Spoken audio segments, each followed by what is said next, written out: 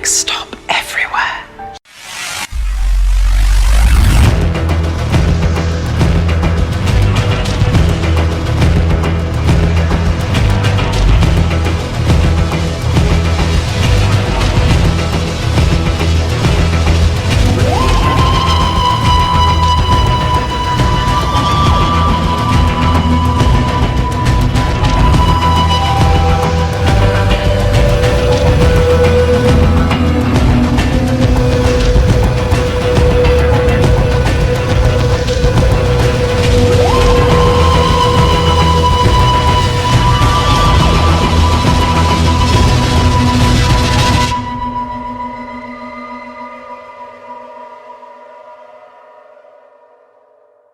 Hello again, everyone. Welcome back to Next Stop Everywhere, the Doctor Who podcast.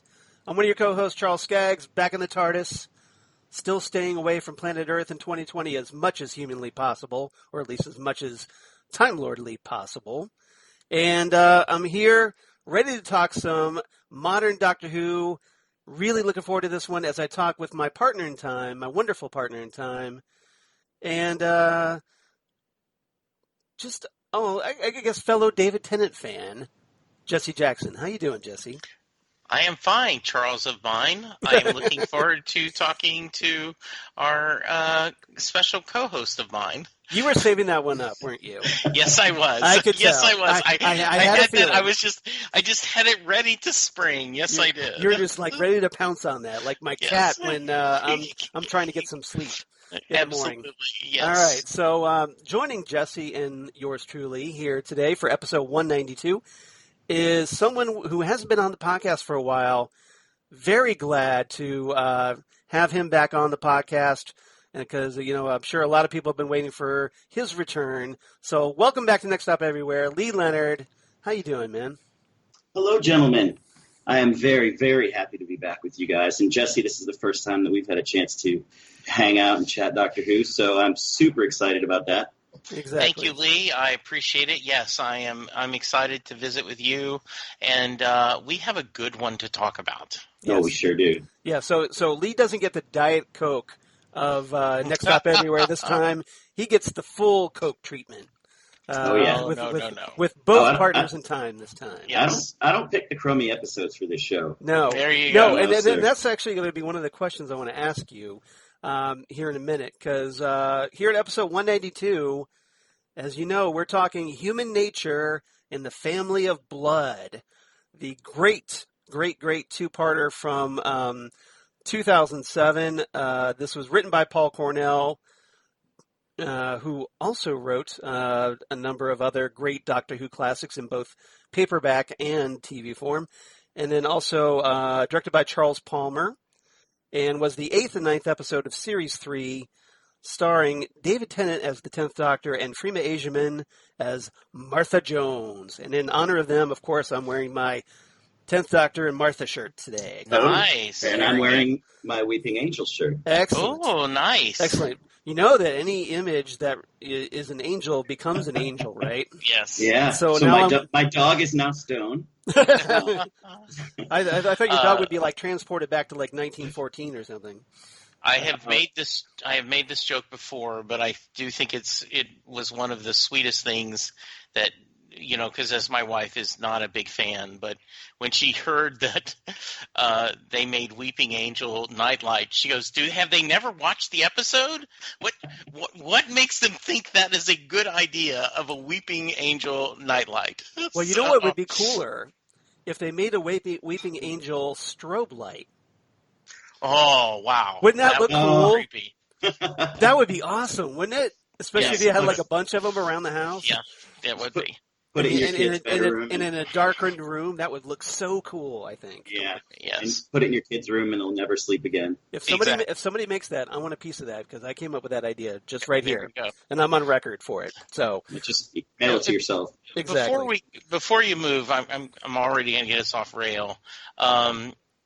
We're one step closer to having Big Finish Audio hook us up, right? Because you posted something on our Facebook page and Big Finish Audio commented, and it took everything I had to go, hey, Yeah. we talk about Big Finish Audios.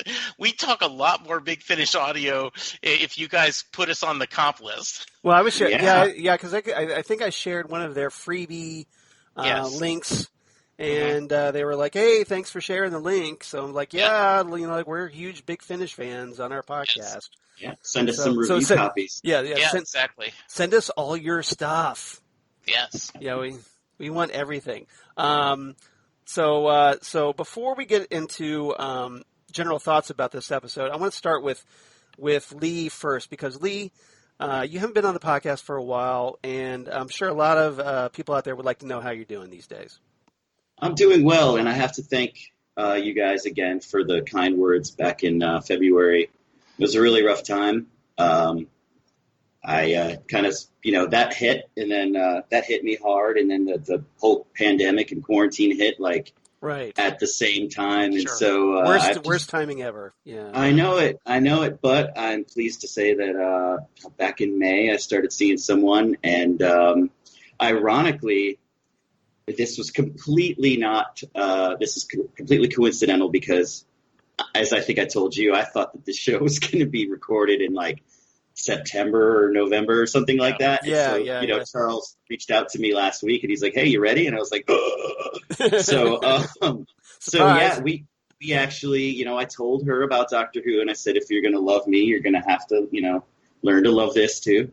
And she was totally open, and we've actually been doing a watch through. So we started with the 11th Hour. We watched season 5, and then I said, all right, it's time to really kick into gear. And so we went back to Rose, and we just so happened 2 or 3 days after you messaged me, Charles, we were onto this episode. So we watched it together. So what does she think? Oh, she loves it. She absolutely loves it. Now, I don't think she's going to go out and start buying Funko Pops, but she does love it. We'll get her eventually. We'll get her eventually. Yeah. Baby steps, Lee. Baby steps. Yeah. So several years ago, and by the way, that is great news, and I'm so happy for you. And Thank you. That makes my heart. Yeah, because we were all very concerned. Obviously, we were all thinking about you, and like you kind of mentioned, I think at the time that there was this kind of Next Stop Everywhere community reaching out, and I think that's awesome that everybody did that. Yes, absolutely. So cheers to everybody out there that did that, and I'm glad that things have improved in that regard. Obviously, the coronavirus hasn't helped. No. But hasn't helped a lot of people, to be quite frankly. So, but I'm glad to know that you're not going through the coronavirus and all that alone. That makes me feel good. Thank you. I really appreciate it, guys. And I will shout out to DJ Nick as well, because he had some kind words on his shows too. So yeah, he's love you always guys. Yep. Yeah, he's a great guy. What I wanted to share is that several years ago, when I was still, Linda was like, I don't get this Doctor Who, and so we would select different, and this is one of the 2-parters we watched, and she, you select episodes, and this is one of them. I said, this is a 2-parter. I said, it's a really creepy episode. It's very different than Blink. It's different than Vincent and the Doctor, but this will give you a feel. And Linda really liked it a lot. So I think. So this is one that she could actually watch. That's awesome. Yeah, she enjoyed that. So I think that's kind of neat that you're sharing that with a new significant other. Oh yeah, absolutely. That's nice. That's great. So with that in mind, my next question has to be to you, Lee. So what was it that made you volunteer for this episode way back when you asked me to put that on the schedule? I think actually I asked you to do this one, to sometime last year. It, yeah. Even before that, and you had said that you wanted to save that one for Jesse. So I was really happy that that you let me come on and do this one. But I would say, I always loved this episode, but then when I saw that it was based on a Paul Cornell novel with the Seventh Doctor and Bernie Summerfield, I read it and just, sometimes you get some of those details that you miss on a TV show. Oh, he's got it. Yeah, see, I'm holding up He's got it. for those out there in podcast land who can't see, I'm holding up Yeah. the actual original Paul Cornell novel, which I'll talk about more here in a trivia section. But you're so lucky because I can't find that to save my life. I was smart enough to get it when it came out the first time. Oh, wow. So yeah, I've got a whole box, and I've been fortunate enough to keep them in pretty decent condition. So yeah, that looks really good. Yeah. So, Yeah. highly recommend checking out that novel. It's great. Oh yeah, it is fantastic. It's darker. It's a little bit different in certain areas, and they do keep some of the same plot elements, but it is really, really good, and I highly suggest anyone that likes this story to read that. So you like the novel, and then you like the episode, and that's kind of why that kind of stuck in your head that you want to talk about this one. Yeah, I love this one because and only Doctor Who can do this, but I really think that Russell T Davies took quite a risk with this episode because it's not really like any other Doctor Who. I feel it's more cinematic. Yeah. And it almost feels like a classic Doctor Who episode. It's very slow. Mm-hmm. It's almost like you're watching like a BBC, midsummer drama. For at least the first episode, it picks up a bit in the second episode, but yeah, there's just something different about it. Something that the 2 episodes allowed it to breathe, and really get into some of the character building. Yeah, they really kind of gave you it, like you said. I agree. It did have breathing room and gave you more time to explore the characters and this concept of the Doctor being human a little further than obviously it would have in a faster paced, 1 episode story. So, Right. so Jesse, now I know this is a particular favorite of yours. Yeah. So do you want to talk about why this one really stands out for you? So a couple things that I'm going to steal part of your thunder, I'm sure, on your trivia, but go for it. To answer your question, let's talk you for me. That's good. Yeah, that's one of everybody the likes things. that. One of the things that I like the concept that the Doctor would put himself in a box. He would make himself human by choice and by truly immersed in that character. I loved the idea that, and I did not know this at the time because, I'm watching this, but this was the official time in the series they showed the previous Doctors. And so it was already with school, because of school days, right? It was school reunion, you mean, yeah. Yeah, school reunion. It's specifically like, oh, this is canon. He is the same character. Well, and this was a big deal. Just a little sidebar, yeah. Yeah, please. Because, a lot of, at this point with Modern Who, a lot of fans were still wondering at this point, when in 2007, whether the 8th Doctor was considered canon or not.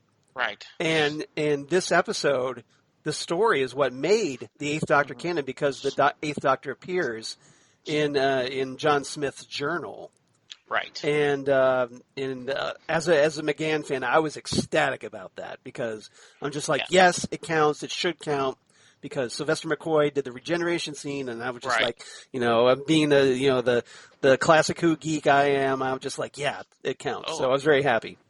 Yeah, and then the other thing that I think is really interesting about this series, and we'll get to the specific, that it did not sugarcoat that Martha is not white.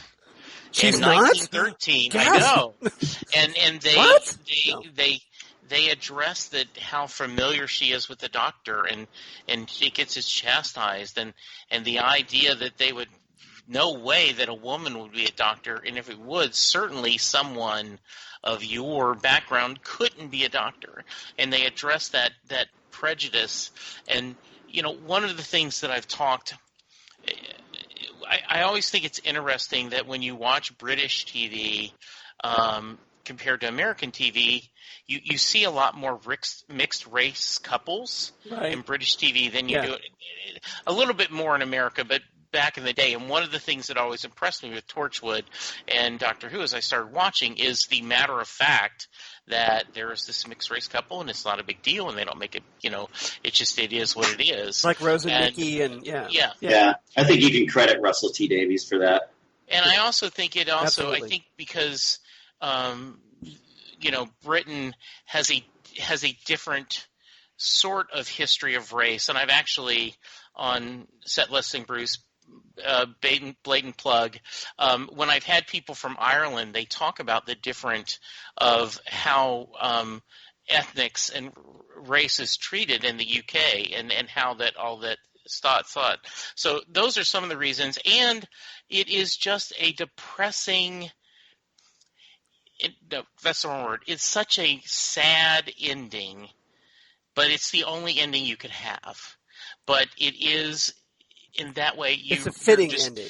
It is a fitting ending. It's a sad ending, though, and you do mourn for the life that John Smith could have had. And I think them making the decision to show that makes it even stronger. And so it's just a really great episode, and I'm ecstatic that Lee wanted to join us and that you picked this one in our rewatch. Yeah. And just to tack onto that, I think David Tennant's performance was so convincing as John Smith. I mean, he had to basically play a completely different character. And I think that he really made you relate to him and to root for him, and not as the Doctor, but as John Smith. And as you said, by the end, I really wanted him to live as well as the Doctor. Yeah. Having the Doctor return, and it was impossible. And so it was really heartbreaking. And this heartbreaking is the perfect word, Lee. And there's a scene when he's drilling the young men, and one of them says permission to beat him, and he just goes, "Yeah, permission granted." And you're like, Doctor would never do that. Exactly, and that was the point, to show the difference, because he was a man. This John Smith was a man, and we're going to get into this. Everybody's so eager to talk about this episode, and I love that because that means we're going to be enthusiastic. But it was one of those that John Smith was a man of that time period, of that place, and as a result, he has different social values, and had no problem with you want to go beat that kid? Go for it. Mm-hmm. Yeah. And because that's kind of what you did back then, to make men out of kids. Well, as horrible as that is. Yeah. No. I'm in the middle of a West Wing rewatch. Yeah. And one of the things I'm doing is I'm going to the West Wing Weekly and re-listening to those episodes. And there is a scene where there's a flashback, and President Bartlett's father slaps him, and Lawrence O'Donnell plays his father. And afterwards, everyone went to Lawrence O'Donnell and said that was so scary. And O'Donnell said, "I guess I played this wrong, because from my perspective, growing up where I did in the Boston, this is a kind father. He only hit him once." He said, the way I was raised, this was, this is one of the nicest fathers I've ever met. And I thought of that with Tennant.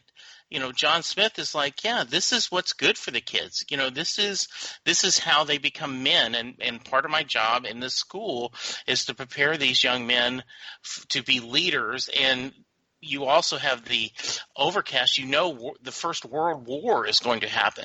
Right. And they did a great job of weaving that in and doing it. So a lot going on in this episode, and I'm excited to talk about it. All right. So I don't know. Go ahead, Lee. I'm sorry. Just real quick, because I want to try and get things going before. This is definitely part of the John Smith part of this. But I have to ask you guys, do you think that John Smith is an aspect of the Doctor that is sort of left behind as he becomes human? Because that like a remnant, like part of his personality. Like if he had, I know it's not the right term, but multiple personalities. Is he sort of like when he regenerates, like a persona? He's a persona. Because obviously different Doctors have different personalities. Yeah. Well, maybe he's a future persona.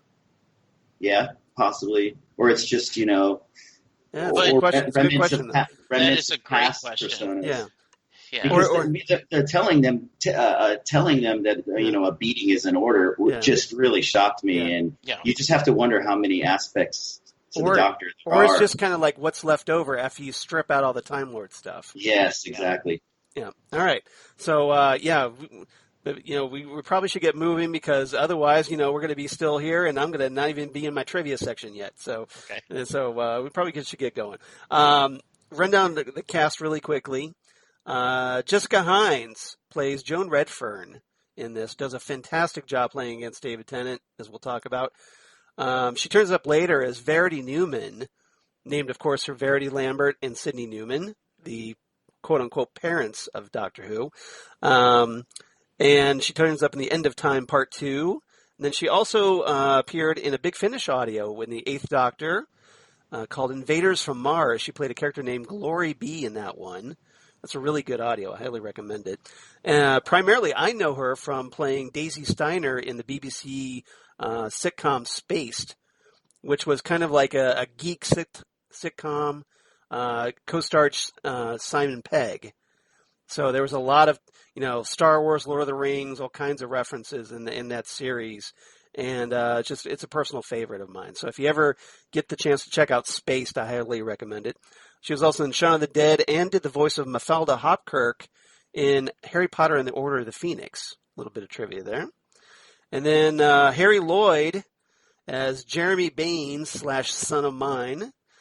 Primarily, a lot of people know him from playing that horrible golden-crowned Viserys Targaryen, brother of Daenerys Targaryen in Game of Thrones. And he also appeared recently on the FX series Legion, based on the Marvel Comics character, as Professor Charles Xavier, the young Professor X, which is pretty cool. Oh, I have to finish that series now. Yes, you do. He's featured throughout season 3, so highly recommend. Yep. And then he also turned up in the 2006 Robin Hood TV series that you might have seen if you have BBC America.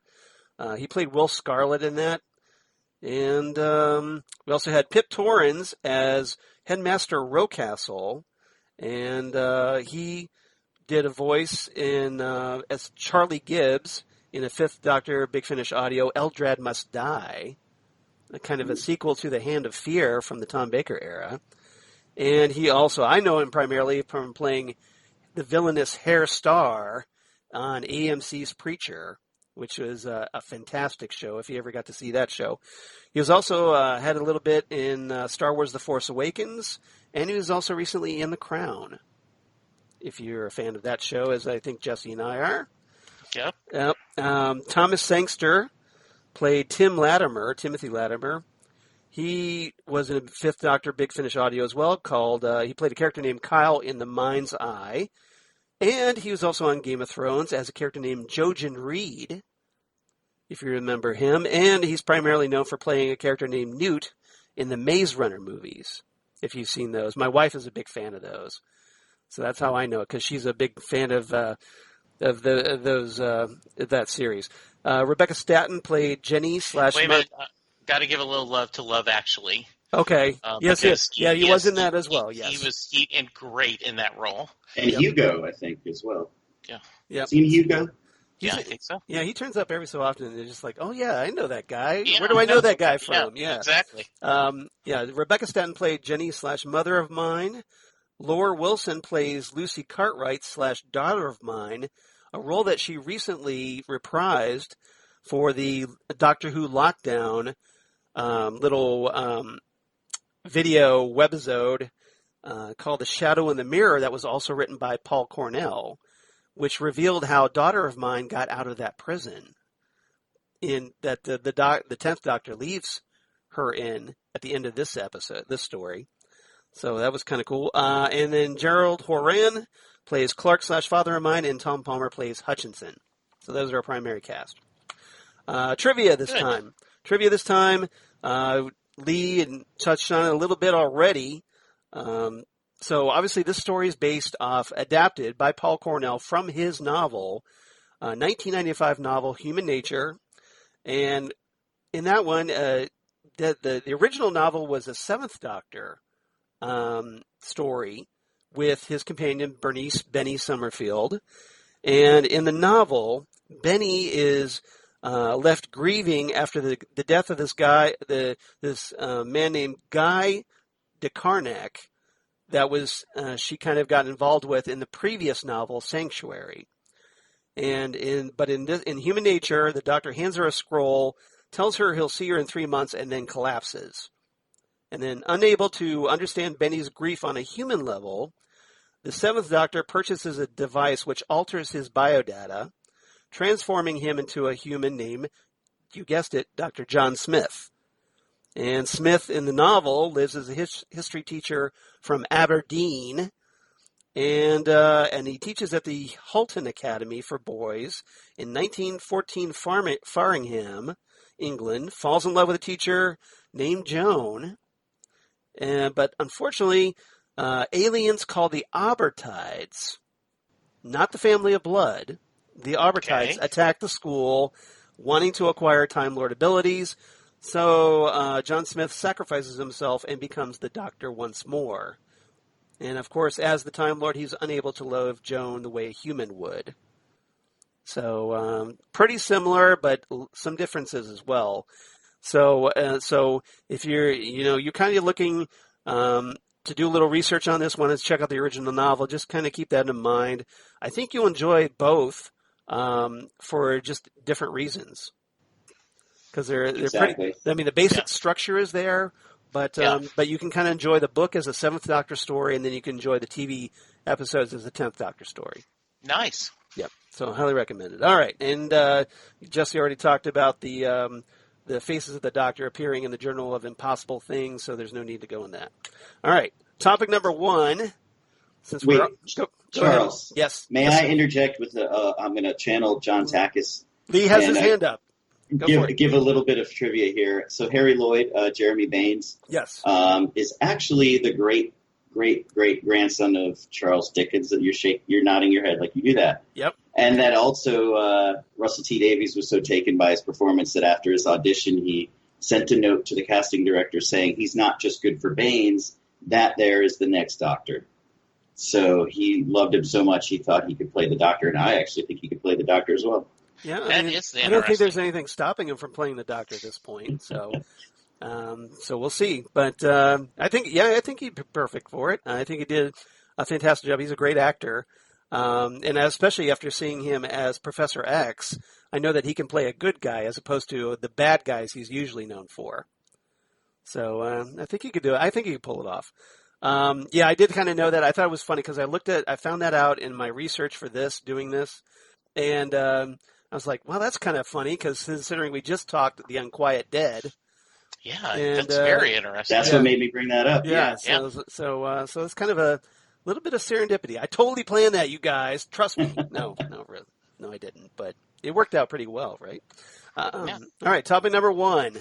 The 10th Doctor and Martha / John Smith and Joan Redfern. So,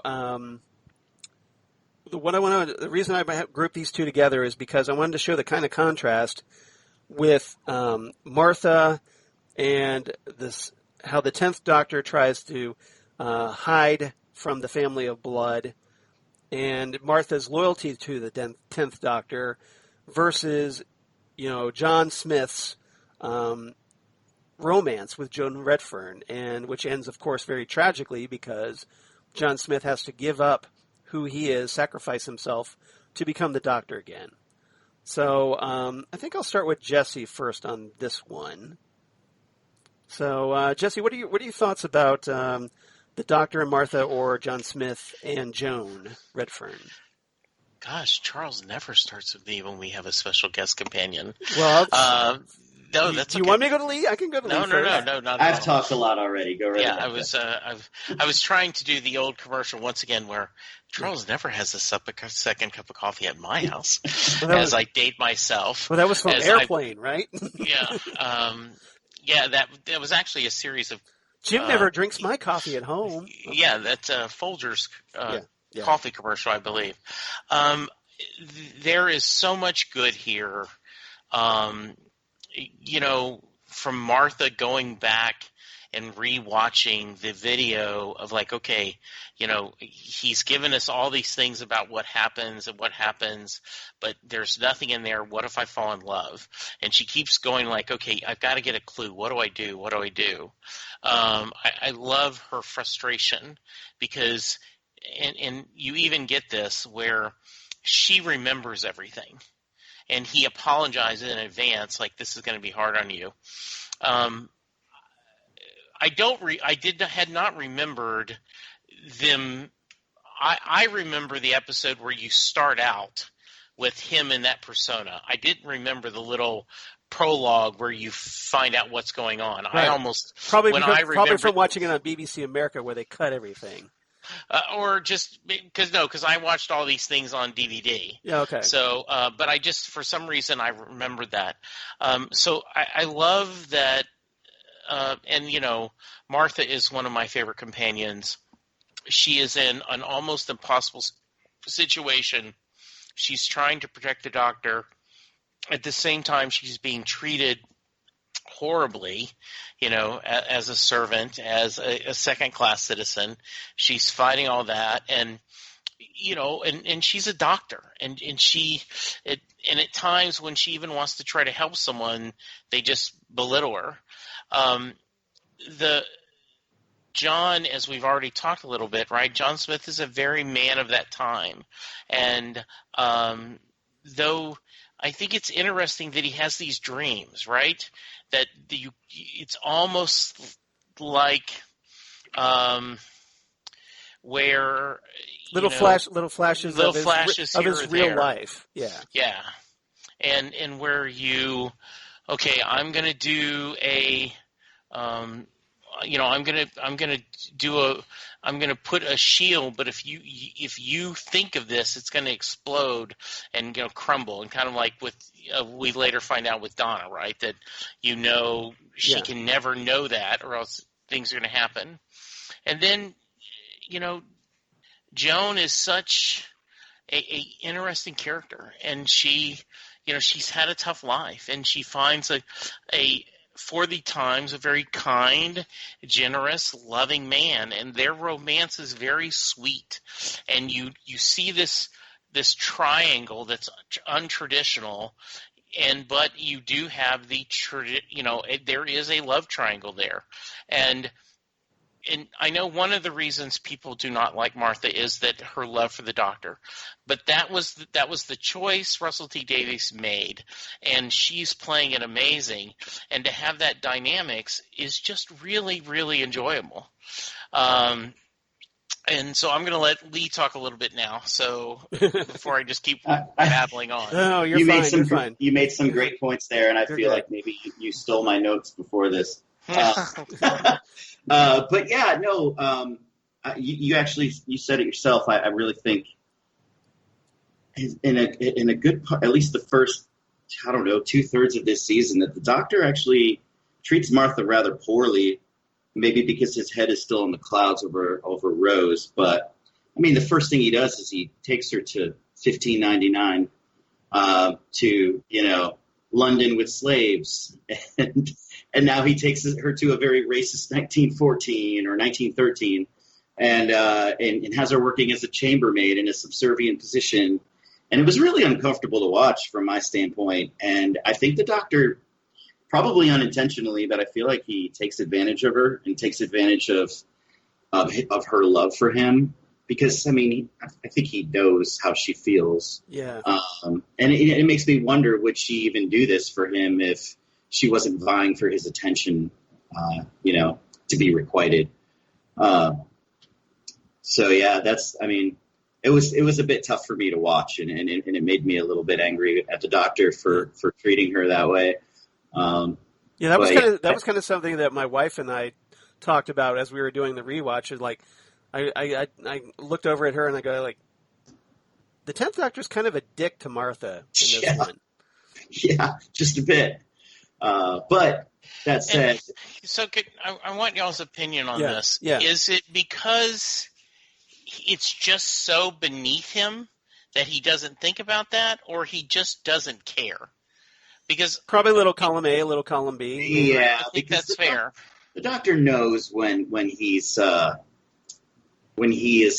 catching the attention of the ladies. Yes. I mean, when that's something Joan points out. When she talks about in his journal that, hey, look, I guess apparently the doctor was a hit with the ladies.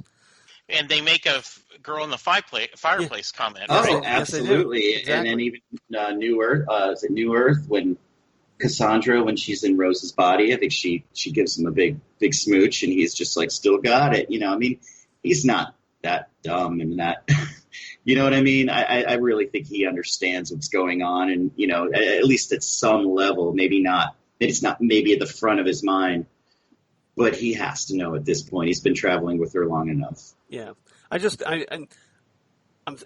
get, when I watch this story, I'm so focused on Martha. Because as far as I'm concerned, she's kind of the hero of this story. Her and Tim.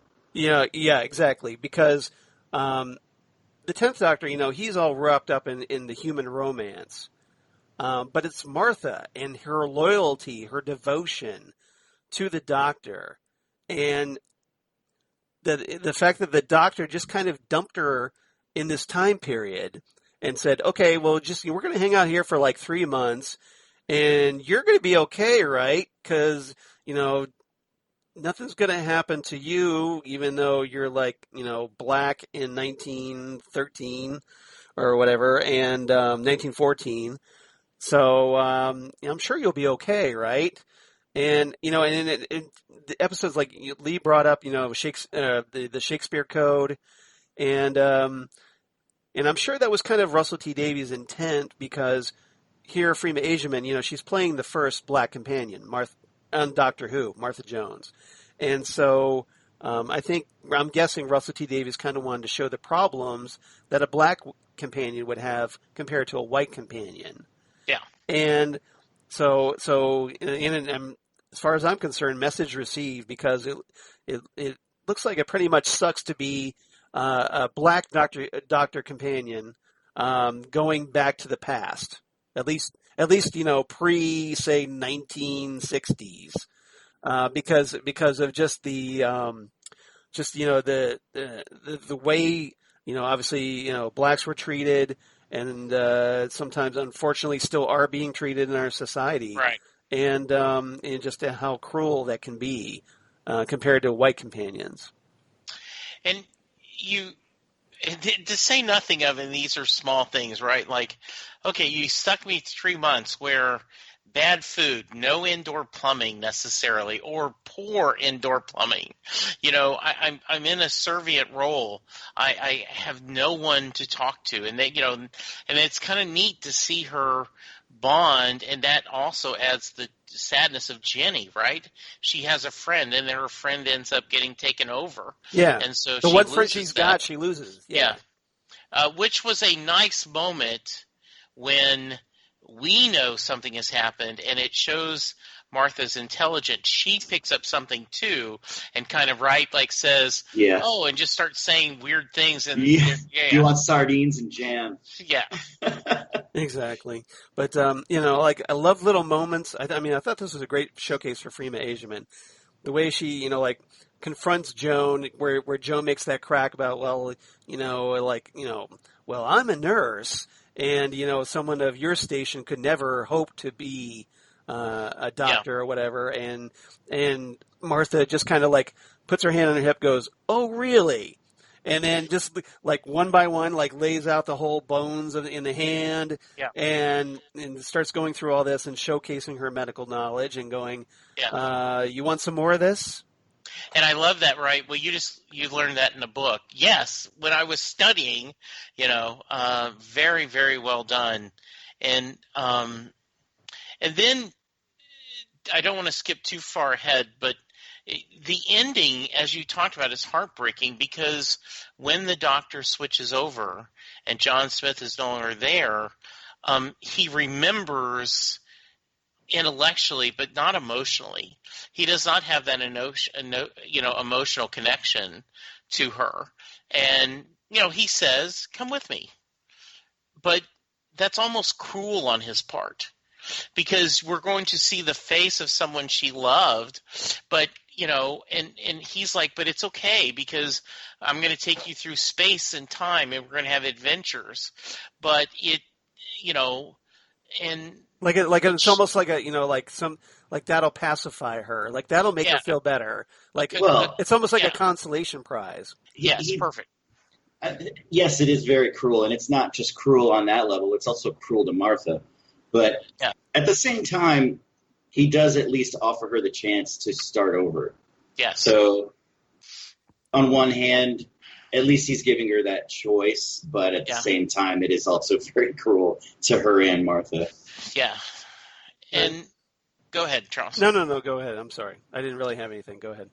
I just was the sadness of that ending and the where I do. We've already talked about this, but the brilliance of showing that life that could have happened, and some of my favorite golden age or silver age, I guess would be more appropriate, comics would be like when Superman was thrown in the past and went to Krypton before it exploded, and he had a whole life or something on it, or when you see an alternate life. What is the Picard episode that where he lives a whole lifetime? Oh, the Inner Light. Yeah, the Inner Light. Those, I'm a sucker for that kind of story, and we get that here, but within a very Whovian way. Yeah. I mean, I find it really like watching David Tennant throughout this story. Because obviously he gets a chance to play. He's on Doctor Who, but he's not playing the Doctor.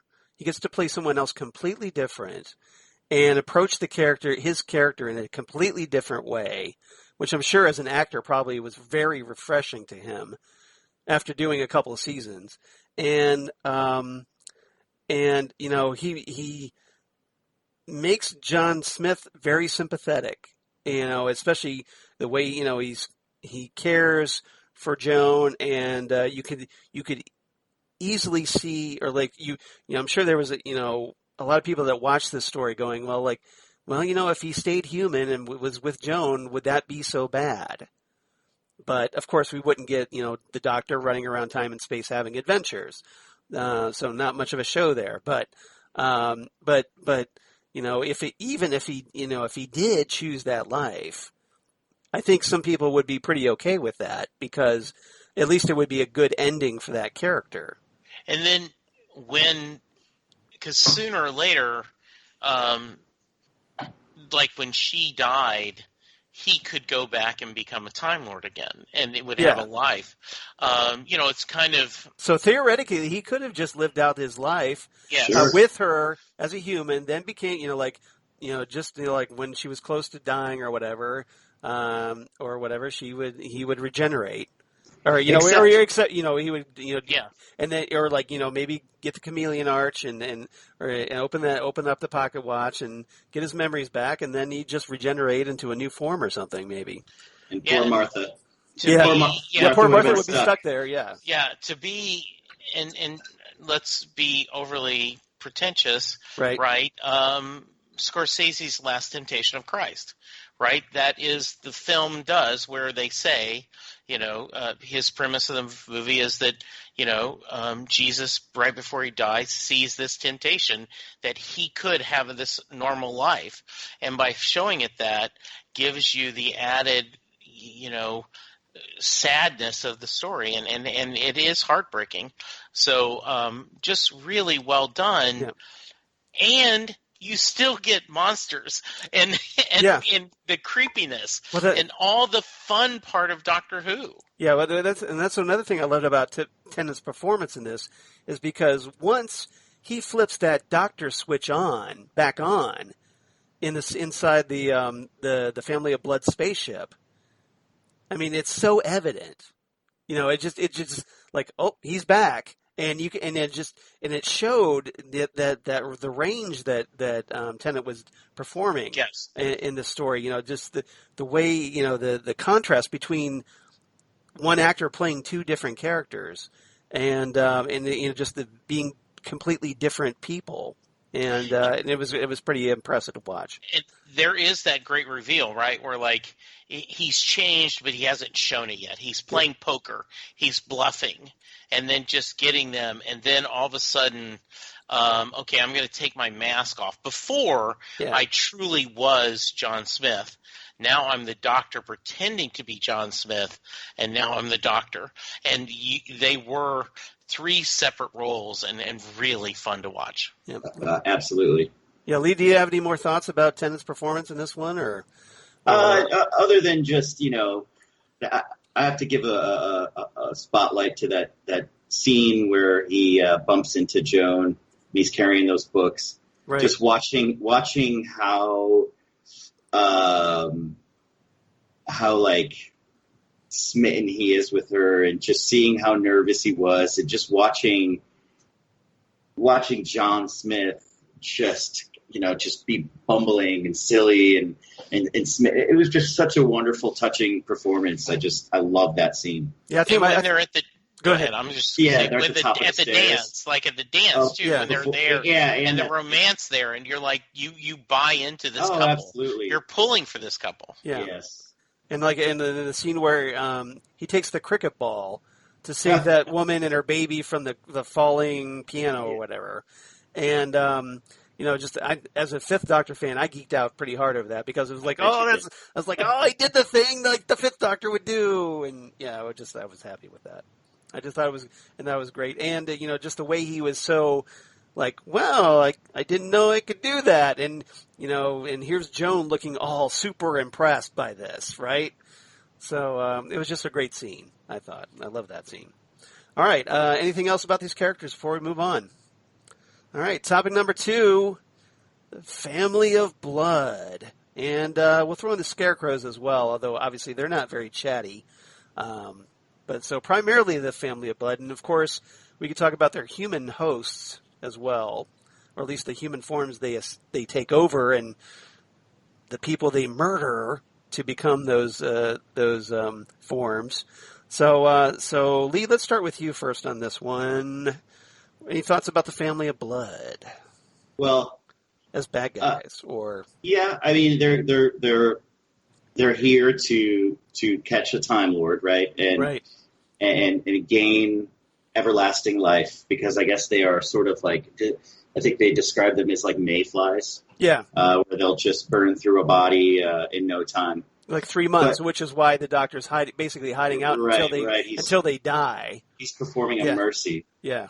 So for me, Harry Lloyd's portrayal of Baines. Yes. I almost said Barnes. No, Baines. Baines. It's unbelievable. It's fantastic. I mean, this guy is quirky and odd to begin with, just playing himself. But once he gets possessed, he just turns it up a notch, and all of those weird little gestures and his eyes bugging out of his head. I just love this guy, and he chews the scenery. He steals the scene. Really, there's not a whole lot to pay attention to with the other family members. I mean, other than how strange it is for a little girl to be walking around with a red balloon like she's in a Stephen King movie. Yeah.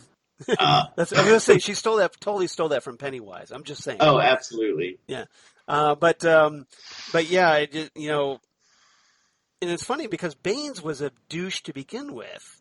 Yes. So I was going to say the same thing. So getting taken over by Son of Mine, I think that's pretty much even split as far as I'm concerned. It's not like an upgrade or a downgrade. It's pretty much like okay, it's par for the course still. You feel a little bit sorry for Lucy. The innocent little girl. Yeah. Then I guess is it Clark? Clark was just a farmer. Just you felt, but no, Baines was already Yeah, so it would have been much of a lost cause if he died. No, right, exactly. They all are really good, especially Baines and Jenny. I think really they're the highlights. This with the their eyes so wide, and it's like they don't blink. And they just stare at the creepiness. And the mother of mine, father of mine, son of mine, daughter of mine, and the way they talk, and that kind of creepy pattern, and they're trying to figure out what to do and looking for there's the watch, and they've got this, they have a sense there's some kind of Time Lord there, so they've got to find it, and all the things they're looking at, they're not very good, they are creepy villains, and I think that's another reason why this episode is so good, is you get the four creepy villains plus the scarecrows really gives you this eerie alien feel, layered on top of a tragic love story. You mentioned, Lee, I wanted to talk about that, where you said it almost feels like a classic episode, and I'm always quick to point out that I think the pacing on a classic episode, just not criticizing, just stating it. It's a different era. This, on the other hand, I'm rewatching this Friday night, and it's just, I'm enjoying the pace so much. Just this is a true nice little hour and a half as Chris gets dinner. I know. I'm gonna like send some WD-40 over to oil those hinges. Yeah. That it just is such a perfectly paced episode where you get all the aliens and you get the villains involved and all the back and forth. I just love it. Yeah, absolutely. And when I said that it was on the slow side, it wasn't in a bad way. It was I was enjoying every minute of it, even though it was slow. It was down to dialogue. Yeah. It was building this relationship, and yeah, I completely agree with you. I should tease, if to be fair, I should be teasing Jesse about the pace of this episode, the way he always comes at me about Classic Who. You should. That would be fair. That would be a fair statement. Well, on the other hand, it was done very well. So This is true. But yeah, I can't argue with this because this is a great story, obviously. So what did everybody make of the Doctor, after... he becomes the Doctor again and deals with the family of blood and punishes them all in completely individual, cruel ways. Now, do you think that was just because he was pissed off because of having to give up his human life with Joan? Or do you think he was angry with that, or he was angry over the fact of the innocents that they killed, or what? What do you think prompted the Doctor to? Because he's normally not that cruel. Even this Doctor, who can occasionally go all Time Lord victorious now and again. Jesse has his hand up, so I'm going to go with Jesse. Jesse, yes. So we just talked about this in a previous episode where the Doctor often gives someone a chance to, but I thought he did this here, and he didn't. Misremembered the episode. No second chances. There is no chance for redemption on this. He is there, and I do think. Did it shock you the first time you saw that? Yes, because he's so cold-blooded, and I do believe he is angry because, and do I have the timing wrong where because I'm thinking, she asked, would people have died if you had not come? Yeah. Right? That's one of my quotes I wrote down. Yeah, I think that's kind of one of her parting words to him. Yeah.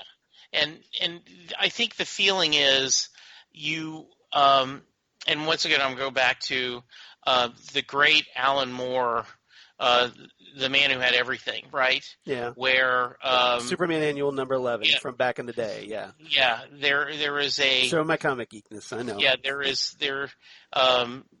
And this has been on. They've had the animated series, so most people should know the story. But there is a point where, very quickly, Superman was living in a fantasy world that supposedly gave him everything he wanted, and Superman, after he gets out of it, says, "You think I was happy?" This anger, and I think that I think John Smith and Dave, the 10th Doctor, is angry that he had him in that life. He made him go through that emotions, and he hurt those people. So yes, I think there is a cruelty to being a Time Lord that we often don't. We kind of put aside as Doctor Who fans. Yeah. But there is a meanness and an arrogance to this race, and the 10th Doctor is showing it in this case. And I was okay with it. So if I understand your point, so what you're saying is that the 10th Doctor was angry because of being forced to experience those human emotions. Yeah, I think so too, a little bit. And also because he hurt someone. Lee's pondering this one. Yeah, I think part of it is, I think this was personal to him. What do you say, Lee? Yeah, I wanted to just underline that a bit. And yes, I definitely don't think that it's because the family of blood caused him to lose his human life with Joan. I think it's definitely the innocent lives that were taken, the boys that were put in danger. And, this Doctor has shown, I believe, that, you get a second chance, never. You get a first chance, maybe. And this is just him, just showing that anger. And I really think that it's the innocent lives that were lost. Because especially the children. Yes, putting them in danger. Yeah. For their own selfishness. Yeah. Yeah, I think that's a great point, Lee. I see where Jesse's coming from, but I think you're, at least I kind of agree with you more a little bit on this one. Because it does seem like, he's angry, vengeful. And not just, I think vengeful is the word here, that he's looking for revenge. And so, and maybe, there's some personal vengeance as well as the vengeance for the innocents that were killed. And he gave them, I'm sorry, Jesse. No, I just was going to say, go ahead, Lee. And he gave them exactly what they wanted. Eternal life, right? Yeah. Just be careful what you wish for. Exactly. Yeah. I was just going to say that, exactly. Yeah, that very, very ironic fates. And so I do think, I think you are 80% right, Lee. My only shred of evidence is this does seem personal. And he has, innocent people have died before, and he has not been that angry. Something made him that angry. That's true. I don't know. It may not necessarily maybe it was a combination of both. Yeah, I think so. He was put through the ringer in this episode. He really was. So you're absolutely right. It definitely was. There was a bit of personal agenda and vengeance. Yeah, because I think I think we've seen the Doctor angry when innocents have died. Yeah. Especially where he gets angry at the Daleks, angry at the Cybermen, what have you. But I think there was that little, and I agree with you guys. I think that there was that little extra personal anger. The hurt that Joan was put through because he had to become the Doctor again, and the hurt of Martha, and then the hurt of losing Joan, the Doctor losing Joan. Yeah. So I think there's a lot at work here, and why he did it. Because this was special. This wasn't just your every run of the mill Doctor resolution. Yeah. So I thought it was interesting, and I thought it was great. I think we just proved that talking about it. And I think once again, this is one of the reasons why the episode is a fan favorite. Yeah. Is an episode that when people talk about some of the best episodes of Doctor Who, both modern and classic, regardless, is this ending is so powerful. And once again, I am a Tennant fanboy. I gladly you wear that on your sleeve.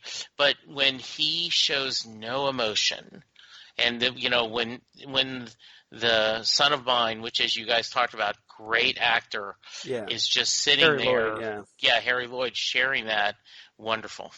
Yeah. All right. And as far as the scarecrows, the only thing of note I want to mention about the scarecrows, I love the bit where son of mine kind of like is kind of taunting Rocastle, and he pulls off the arm of one of the scarecrows. I thought it would have been a cooler idea had he like reattached the arm and it started working again, just to really mess with Rocastle. I would have. That's something I would have added to that little scene there. But that's me anyway. Any thoughts about the scarecrows or anything else about the family of blood? Only that I just thought while the scarecrows were creepy enough, I could have done without them. I thought they were a little bit campy and didn't really add. Little something for the kids, probably. Yeah, just trying to add to that. And I kind of dulled by the romance. They need a little monster to keep them watching, entertain. And I like the scene of this scarecrows coming, and they've got the bullets, and they're trying to stop them. There's nothing to do. I thought it was a nice kind of extra twist that you just don't have the four main villains, but you have this. We got a henchman thing of zombie. Yeah, these zombie henchmen. Scarecrows. And they really did add. I will say they did add to sort of highlight what these boys are going to be seeing in the coming years, with just wave after wave of actual people, humans coming towards them just to get mowed down. And in this case, I thought it was really nice when they were like, "So we didn't actually kill anybody." Yeah. So I didn't think that. That's a great point, Lee, because essentially, I think that's what they were. Now that you bring it up, I think you're right that they were essentially a metaphor for what the boys would have to face later on in World War I. I agree. I think you're totally spot on that one. I do too. All right. Good call, man. Topic number 3. Let's talk about Timothy Latimer, and Hutchinson. And Tim spends a good chunk of the episode kind of hiding out from everyone. Understandably, he's the youngest boy there. He's getting harassed by the older boys, forced to do menial tasks like shine shoes and do homework for the older boys, and then he gets a hold of the doctor's fob watch, and that's where his life takes a completely different change. So, and then I thought we could also talk about Hutchinson as well, because those two, they start off, Hutchinson's so cruel toward Tim, especially when he asks, John Smith, well, hey, can I go off and beat him and give him a lesson, sir? And then, to find out that, well, hey, years later, they end up in the trenches together in World War I, and Tim rescues Hutchinson. And so there's a nice little twist on that. So guys, any thoughts about this? Jesse, do you have any thoughts about Tim or Hutchinson? So I did think it made for a nice subplot, right? That this young man, takes the watch. Yeah. He's the reason that caused the problem, and then him not fessing up to it at first, and it kind of causing all the mixture, and then to have he steps up, he does what he needs to do, the doctor takes care of things, and then to have the flash forward of a couple of years in war, seeing that Tim, yes, was the youngest, but ended up being a strong leader and helping, Hutchinson go. And then when you get all the way to like a modern era where the doctor and Martha see the older Tim with his medals, and they're remembering Armistice Day with the red poppies, it was just really very touching. And I was in Canada at my previous job, a couple of jobs ago, on Armistice Day in Canada, and it is a lot bigger thing in Canada, and I assume there in the UK, than it is in the US. Right. Everyone wears the red poppies. Everyone talks about, this is a holiday. This is a day you get off, and it is all about well, we didn't get into World War I until late. We didn't get until 1917. And the war ended a year later. So So there is a feeling that this is all about remembering how horrible war is and such. And so seeing the Doctor having the red poppy and saying that really just put a nice button to the episode that, Tim Latimer had a good life because of the Doctor did cause some young men to die, but his interference in did allow two of them to live and go forward, and that's just a really sweet kind of twist at the end.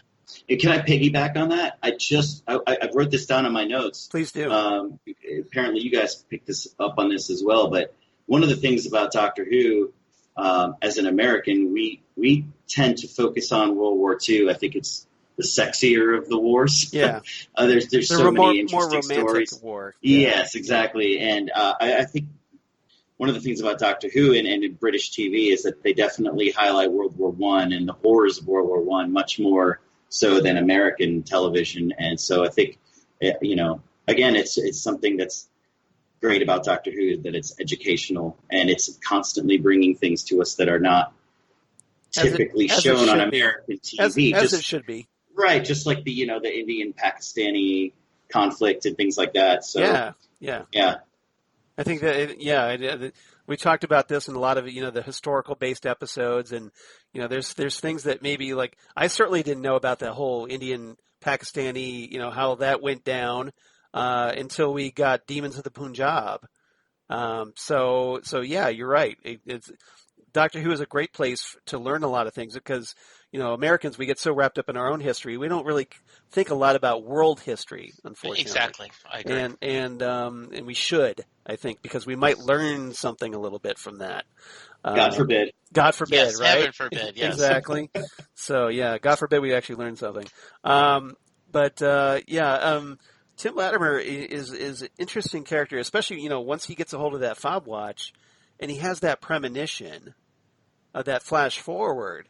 And from that point on, he's his whole attitude, because he started off being like kind of a, the like I talked about, the kid that's getting harassed by the older kids.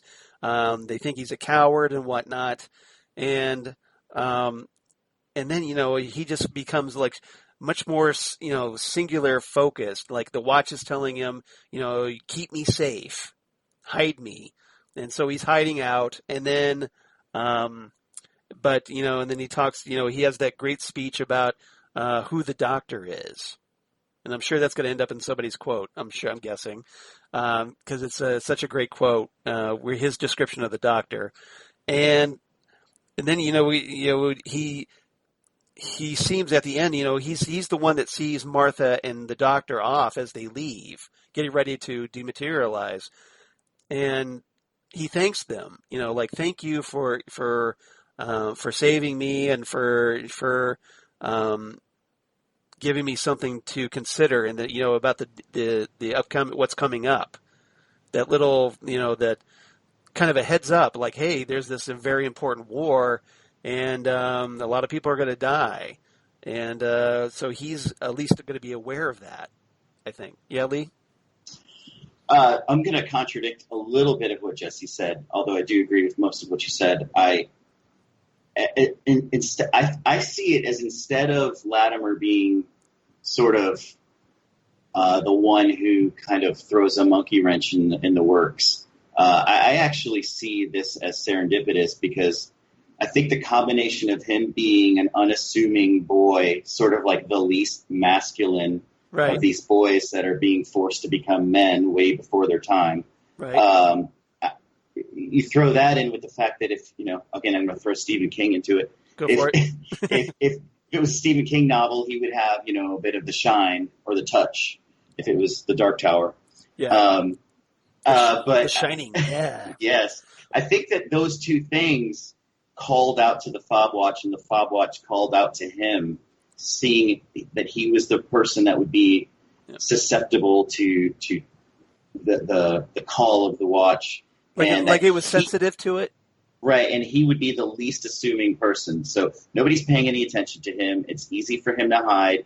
And frankly, the watch knew that it needed to be hidden and not opened, although he opens it like 5 times. I know, right? Yeah, just to give Jesse. just to give Son of Mine a quick sniff. Yeah, I'm going to roll back what I said a little bit, and you're actually right. He does sort of screw things up a little bit when he opens the watch, but you just negated your own argument, Lee. I did, but I still think that he was a good person to keep that watch hidden. Yeah, and yeah, I mean, once again, is the fob have a little bit of the TARDIS in it, and knowing what needed to happen. You know, you could certainly kind of you could twist things to think that. Yeah, sure. It's Doctor Who. Exactly. Absolutely. You roll with it.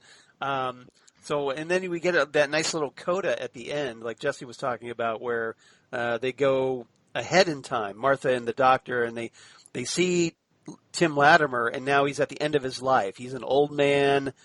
He's at the ceremony, the Armistice Day ceremony, and he's still holding that watch. Yeah. And they kind of give him a nod, hey, and Tim seems to recognize them. So, a little bit of trivia. Yeah. He was also one of the elderly residents in Amy's Choice. Really? Oh, yeah. Nice. I didn't know that. I didn't catch it. You mean the actor playing the older Tim? Yes. I caught that when I was doing my research. Oh, that's cool. Good job. Yeah. See, this is why we have Leon. Give us these things. Tell us exactly. These things. No, that's John Takis. Well, John Takis, I will say, is the research king. Yes. I give him full credit for that. Because he's the one that got me to maybe I should talk more about trivia on Next Stop Everywhere. So if you don't like the trivia, now you know who to blame. All right. Or you can blame me because I'm the one that's saying it. Anything else about Tim Latimer or Hutchinson or? I don't have anything. Yeah. No, sir. All right. Hutchinson was such a horrible person as a boy, like Baines. I kind of wondered, would it have been that horrible if Latimer let him die in the trench when he's older? But maybe he became a nicer person as he got older. Absolutely. Let's hope so. All right.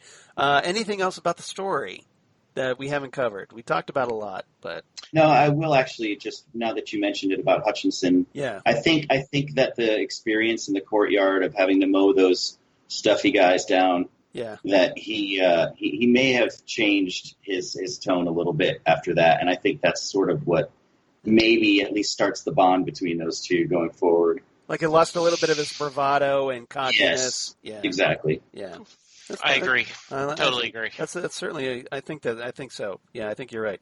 All right. Let's move on then. So, favorite quotes, guys.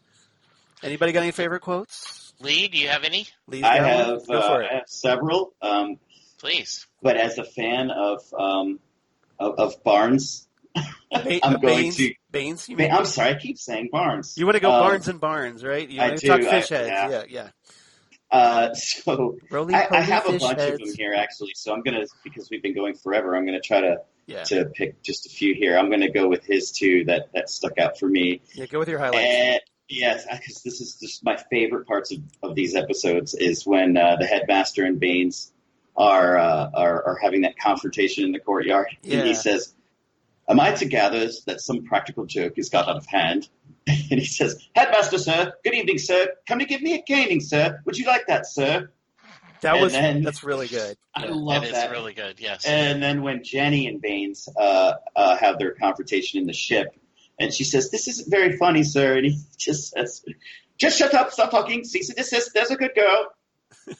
I absolutely love that. You do a great Pip Torrens, by the way. You did great. Yeah, good job. And Harry Lloyd there. That's great. I do quite a few of them. Maybe someday you'll hear more of them. Nice. Good. Very nice. Please do. Please share them. Yeah. Do you have any more? Or Jesse, you want to give yours? Yeah, so I just had... Go ahead. I'm sorry. Yeah, I just wanted to bring one more up because it was also an interesting bit of trivia. Okay. And it's sort of a quote, but there's an exchange in where Hutchinson calls Latimer a filthy coward.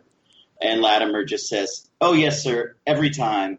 And apparently that was a deliberate throwback to when the Emperor Dalek asks the Ninth Doctor if he's a coward or a killer, and the Doctor says, "Coward, any day." Yeah. Oh, exactly. I had not caught that.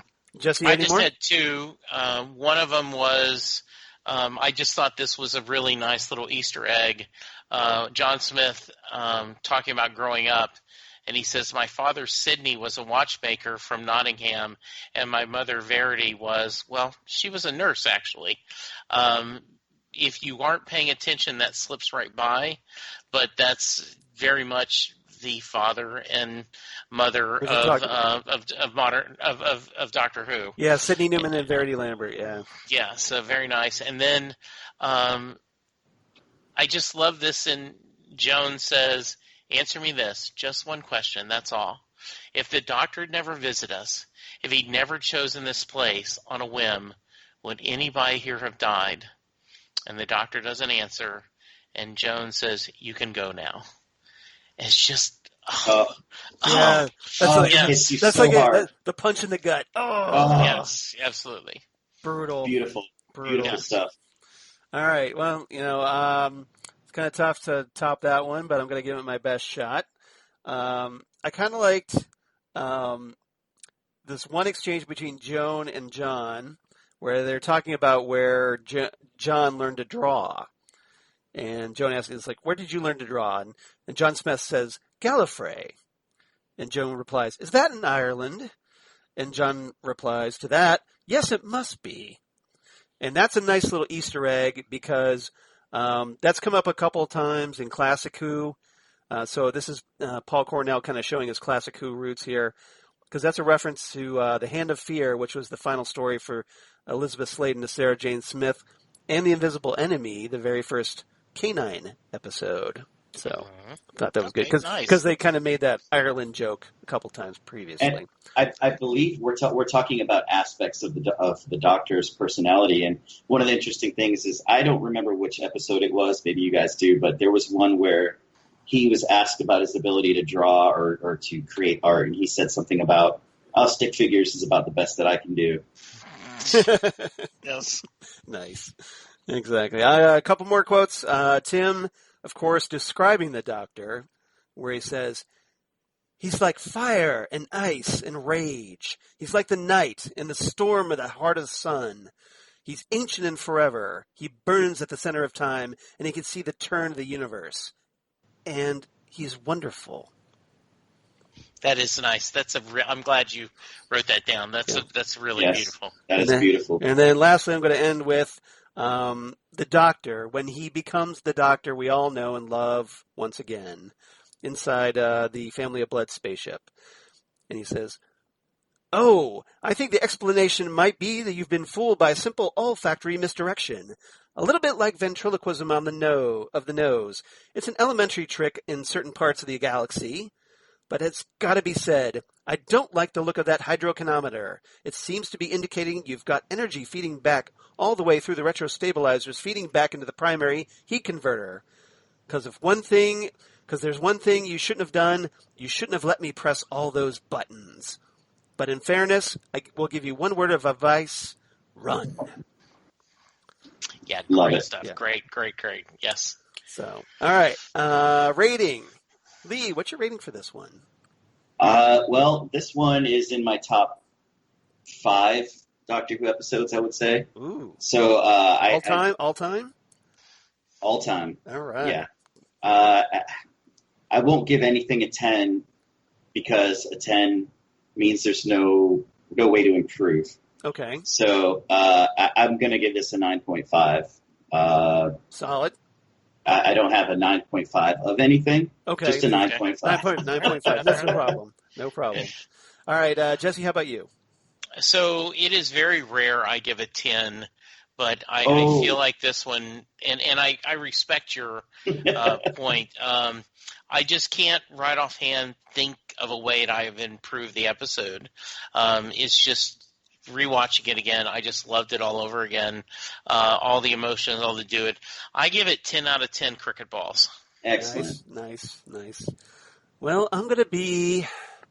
Let's see. I think I'm going to go with Lee on this one. Hey. Fair enough. So I think there's just something that kind of keeps this one being a perfect Doctor Who story for me. But I really enjoy it. So I'll go with a 9.5. Journals of Impossible Things. Nothing wrong with a 9.5. Yeah, Absolutely. so, Let's say maybe it's the way Martha has been treated. That's my half a point. There you go. Yeah. That's fine. Yeah, Martha proving once again how much it sucks to be a black companion. Yes. Yeah. As Bill will learn. Yeah, but as far as I'm concerned, she's the hero of this story. Absolutely. She's the champ. All right. Reverse the polarity. Going to just do this really quickly. This was a tough one to come up with because you've got the Doctor becoming human, which is something we'd never seen before on Doctor Who. So I'm going to go with, in this one, I'm going to go all the way back to the Hartnell era with the Edge of Destruction. Okay. And the reason I'm going to do this is it's the third serial from season 1 in 1964, written by David Whittaker. And while attempting to correct the TARDIS's faulty navigation circuits, the first Doctor causes a small explosion inside the control room that renders the Doctor and his companions Barbara, Ian, and Susan unconscious. When they wake, they appear to have slight cases of amnesia. So, essentially, this is the Doctor not remembering who the Doctor is. That was the connection I went with in this one. Good. And everyone begins to act strangely. They start getting suspicious of each other. The Doctor's all accusing Ian and Barbara of sabotage. And, then they end up eventually finding out that, there's all kinds of strange events that they find out were essentially an attempt by the TARDIS to warn the crew of that there was a problem with the fast return switch was essentially taking the TARDIS back to the beginning of time. And the Doctor fixes the switch and everything gets restored to normal. And because of that, everybody kind of settles down. They get out of their paranoia and confusion. And the Doctor, of course, is forced to apologize, to admit that he was wrong about Ian and Barbara. And it's a really great little two-parter that I highly recommend from the Hartnell era. Another great character piece as well. Yes, one of my favorites. So maybe that's another connection. This is a great character piece, like Human Nature. All right, listener feedback. We have 2 this time. And we got, of course, Holly Mack writing in, and we've got David K. Proctor. So, Jesse, do you want to take one? Yes. Which one do you want me to do? I'll take Holly. You can take David K. Proctor. How's that? Good. Sounds good. All right. So, Holly writes in about Human Nature, the Family of Blood.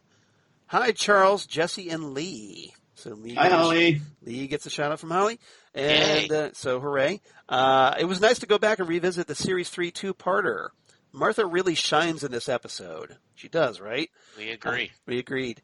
The family is the right amount of creepy, and the element of suspense is always there. Martha having to play the dutiful maid to the school, yet keeping an eye on John Smith to make sure that he stays safe. Fob watches and chameleon arches seem to be the sonic screwdrivers of the Time Lords when they need to hide their Time Lord identities. A nice foreshadowing to the final 3 episodes of this series. Yeah, because that kind of teases, obviously, the Master's return later on. We didn't really talk about that, but yeah, that's kind of another reason why they introduced this concept, I think. The end of the two-parter with the Doctor's punishment for the family seems fitting, and yes, a bit harsh, a possible foreshadowing to the Time Lord Victorious that will be showing up during the specials.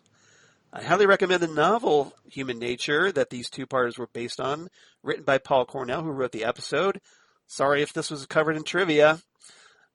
You can find it in paperback in ebook format with online vendors, but don't let the ebook cover fool you, because right now the ebook cover is an 11th Doctor comic book cover, but this is the story. So it's a 7th Doctor story, so don't get confused, guys. Because ebooks, it's one of the downsides of ebooks is that you can't fix the covers easy, unless you download it and make your own. The novel is actually a 7th Doctor and Bernice Summerfield adventure. And she says, I'll wrap it up here, Holly from Wisconsin. So thanks for writing in, Holly. Thank you, Holly. As always always, great. We appreciate it. And Holly was kind enough to join me on Titan Talk recently with GJ Nick. We had a ball, so I want to give a special shout-out to Holly this week. Nice. Well, I need to give a shout-out before I read David K. Proctor. We need to give a shout-out to David K. Proctor. Yes, because he has agreed to join me on Set Listing Bruce. Oh, Hey everyone, it looks like Skype has decided to chew up David K. Proctor's email. So I'm going to go ahead and recreate the first portion of that and then turn everything over to Jesse. So David K. Proctor writes in saying, this storyline is one of the best, and David Tennant has a grand opportunity to show his acting chops. The story has so many references. Modern Who has reached its stride and was establishing itself as grand television. John Smith mentions his parents are Sidney and Verity, an obvious reference to Sidney Newman and Verity Lambert, the early developers of Doctor Who, which of course we talked about. When the fellow finds the cloaked spaceship in the field, it reminds me of when Ryan finds the pod in The Woman Who Fell to Earth. This reference is more likely the other way around, but it could be timey-wimey. The chameleon arch is much like the device in Superman 2 that turns Kal-El human, except this is intended to be temporary, and instead of Lois Lane / Martha Jones being the reason and weakness, Martha is the essential part of the ploy and the protector of the Doctor. So now back over to Jesse. Someone should have made an If Only I Had a Brain reference when the Scarecrows marched around. L. Frank Braun would have been 57 years old in 1913 and 6 years from his death in 1919. After all, what is more like traveling somewhere over the rainbow than traveling in the TARDIS? Up above the clouds so high, where the blue boxes fly, why can't I? I love that paragraph so Excellent. much. In Good job. ways, yes. This will be the most controversial. It is so emotional when John Smith is not wanting to become the Doctor. He knows his duty, but normal human life is so tempting, not unlike the last temptation of Christ. Thank you, David. Ooh, call back. He even has a vision of his human life like William Dafoe did. It all happens in an instant, but he chooses his duty. I'm not saying the Doctor is Jesus, but he is constantly humanity's savior in the constellation Castor-Boreas in the galactic eastern sky. He does defeat the devil in Satan's pit as well. I give this a 9.999 lifelong vision in a blink of an eye, 10 is regenerations. Well, if you watch Voyage of the Damned, that might strengthen your argument. Yeah. Poor Joan Redfern. She has the opposite of what Rose has. She has a human Johnson, does not want the Time Lord Doctor. Rose gets a human and wants the Time Lord. Clearly, Rose is closer to achieving her wish. Thank you for getting me to rewatch this great story. As always, David K. Proctor. Great email, as always, David. Thank you so very much for the feedback. Unfortunately, Skype decided to completely crumble, which is why I shut my camera off. So, because I think this all of a sudden flipped on, the bandwidth dropped out on me. So I want to apologize to David K. Proctor because a lot of the audio for his email was garbled. But I want to also thank him because he sent a really great email to Jesse and myself talking about my recent appearance on Set Listing Bruce and how he appreciated Jesse and I talking and just that, he decided to check it out because I was going to be on there and the two of us would be able to talk. So I thought that was just a really wonderful email, and he's very kind, and I want to give my personal thanks on that one.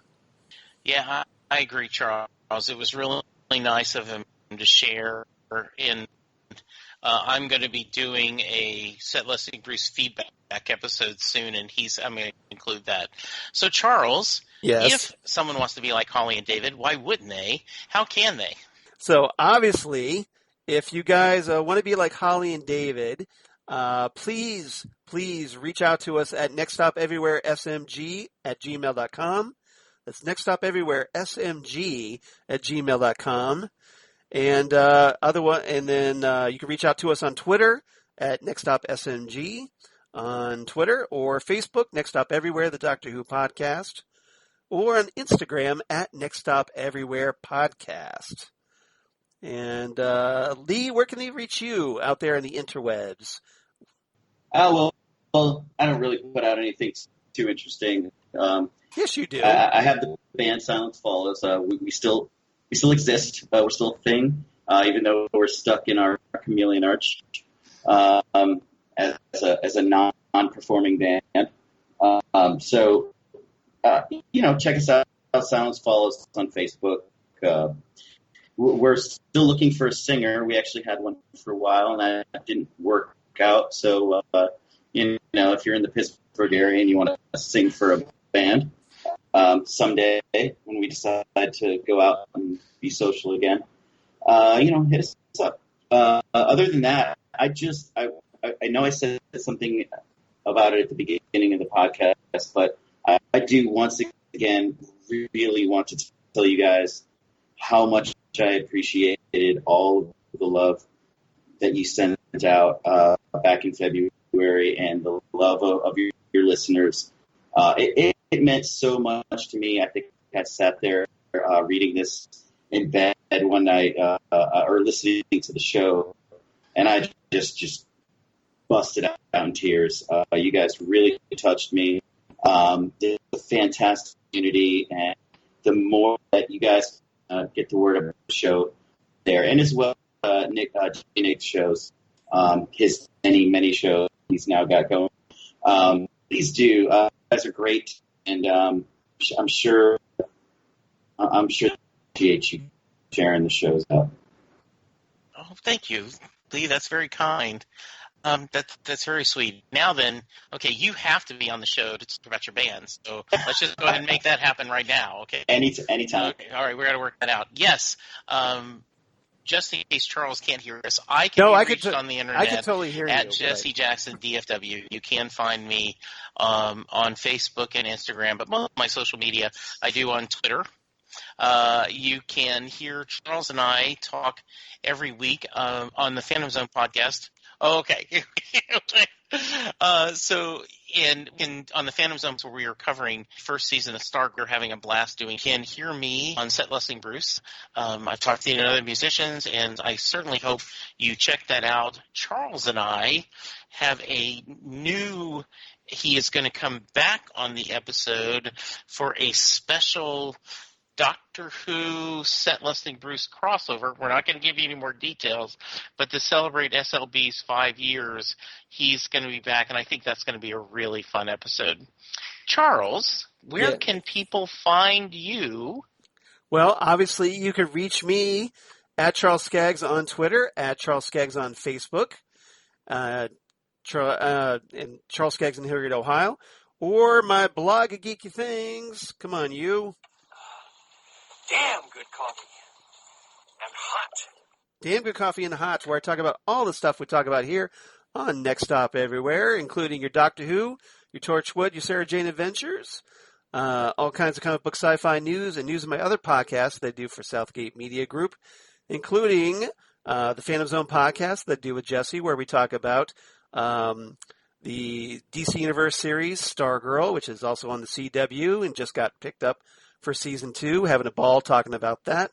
And then Titan Talk, the Titans podcast, that right now we're doing with DJ Nick, and where we're reviewing Doom Patrol Season 2, which is currently on DC Universe and HBO Max, and having a lot of fun with that. And then, of course, Ghostwood, the Twin Peaks podcast that I do with Zan Sprouse, whom you've heard here on Next Stop Everywhere, and also on Nick's Gold Standard, the Oscars podcast, where we talk about all things Twin Peaks, David Lynch, and just finished our review of the classic David Lynch film 2001, Mulholland Drive. That was a lot of fun, and we'll be talking more about the Criterion Collection special features for that film in our next episode. I hope everybody checks it out.